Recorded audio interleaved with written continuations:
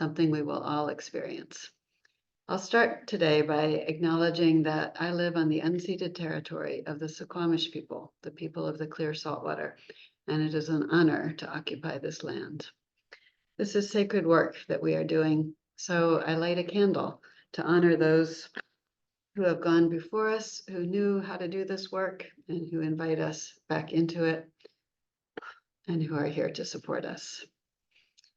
I honor you for being willing to be present for what is. Thank you. So our topic today is medical aid in dying, also referred to as death with dignity. This refers to the choice to take life-ending medication on one's own, not assisted by a physician or another person. So first, just a little bit about what I do. I call myself a peace of mind guide because I help you put a roadmap in place for your own end of life. It's so much easier to make these decisions and consider your options when you have full capacity and you're not operating in emergency mode. You can also avoid problems in cases of temporary incapacitation. If you have a business to run or you're paying your bills and you're not able to do that, somebody's going to know how to take over for you. And I have a program I call the End of Life Peace Plan.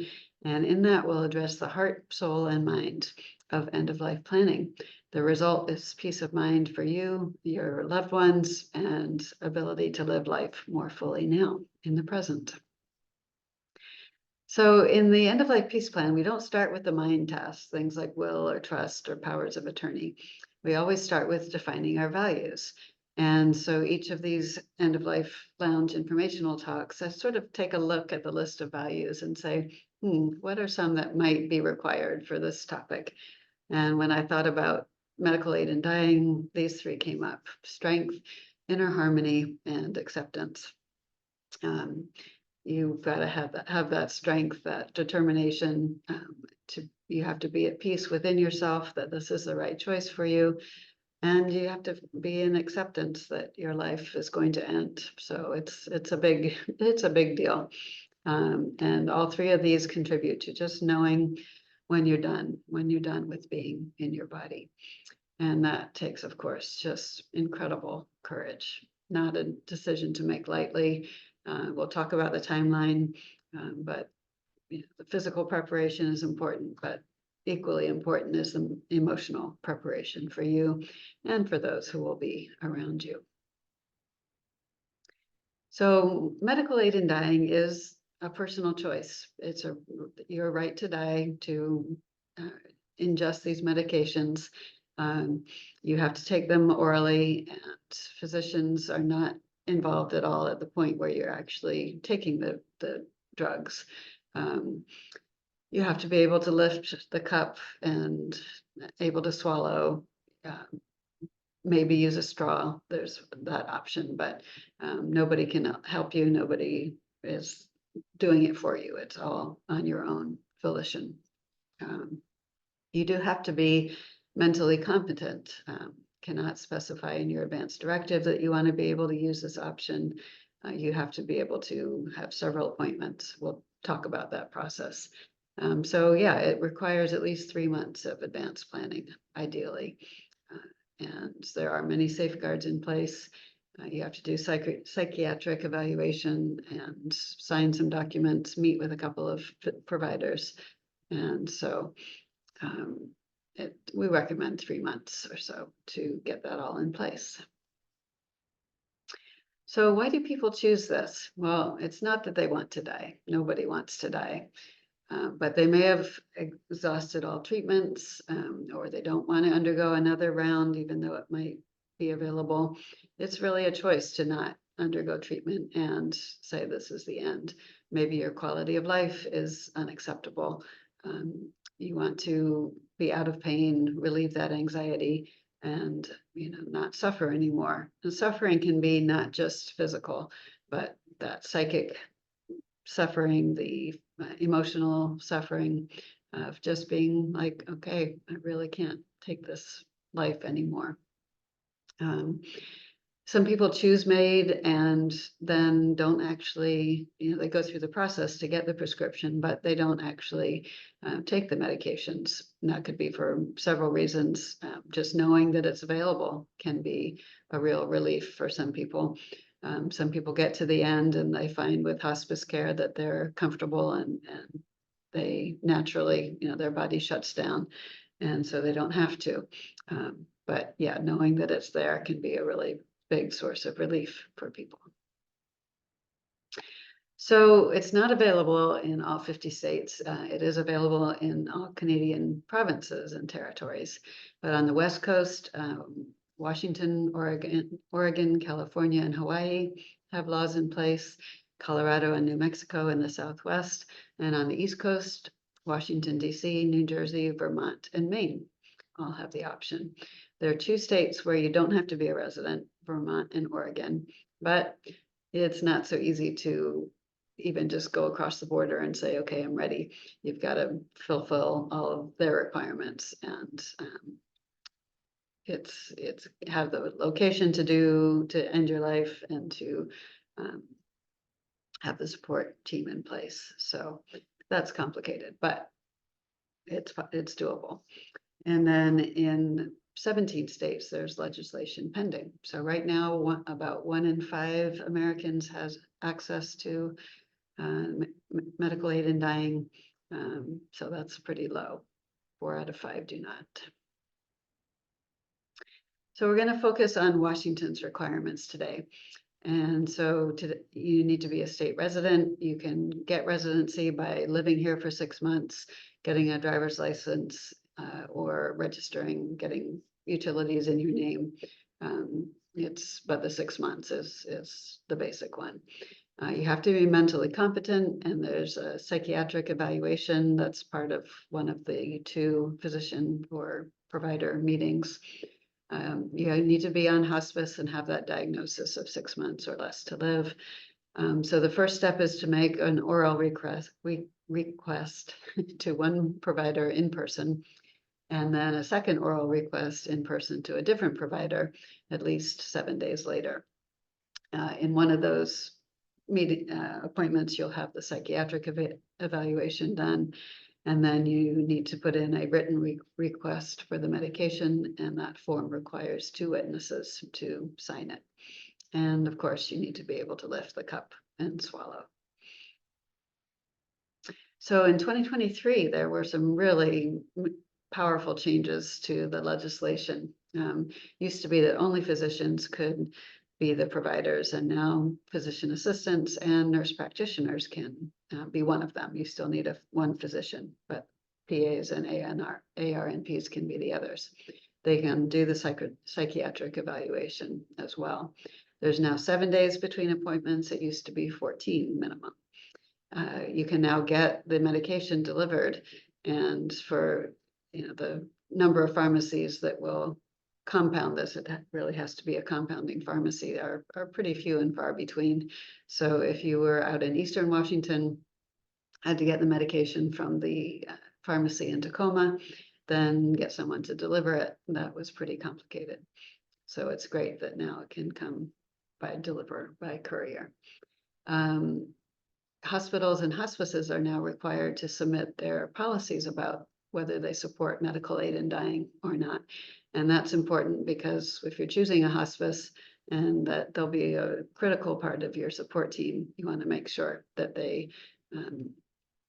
are able to support you in the process.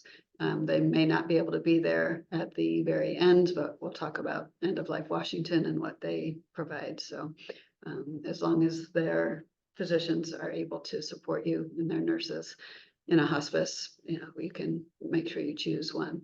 And welcome to the 20th century or 21st century. You can now submit forms electronically.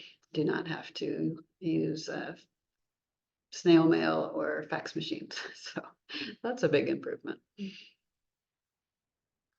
So it's really important to get the wheels turning as soon as you've made the decision that you want to have medical aid in dying as an option. So if you go on hospice and you know that your prognosis is not great, start looking into it. So start by talking to your physician, see if they can support you in the process, decide where you want to go through those last hours, days and hours of your life. And most importantly, have the conversations with the people around you so they know exactly what is going on.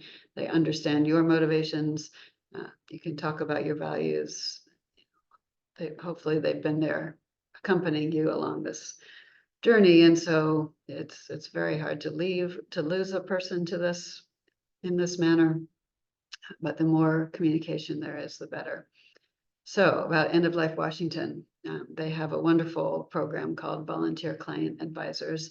And these are volunteers who are trained to accompany someone through this process so they can help you talk to those family members who might not understand so well. They can help you with locating providers if yours do not agree with the procedure. There's a separate fund that you can apply to for help covering the cost of the medications. It's about $750. So preparing well ahead of is of utmost importance. And the process on the actual day. So choose your day, have a plan in place for what you want done with your body after you die. As I said, the medication is between $750, $800. So when you go through the process and get the prescription, it will stay at the pharmacy. They don't fill it immediately. And so when you've decided the day, then somebody can go get the medication for you, or you can have it delivered. It's a compounded mixture of digoxin, diazepam, morphine, amitriptyline, and phenobarbital. So morphine, of course, relieves any pain that you're in, and then diazepam is an anti-anxiety, and the other ones are designed to, stop your heart. But the morphine brings you into a semi-conscious state, and usually death happens within 20, 30 minutes of ingesting the medication.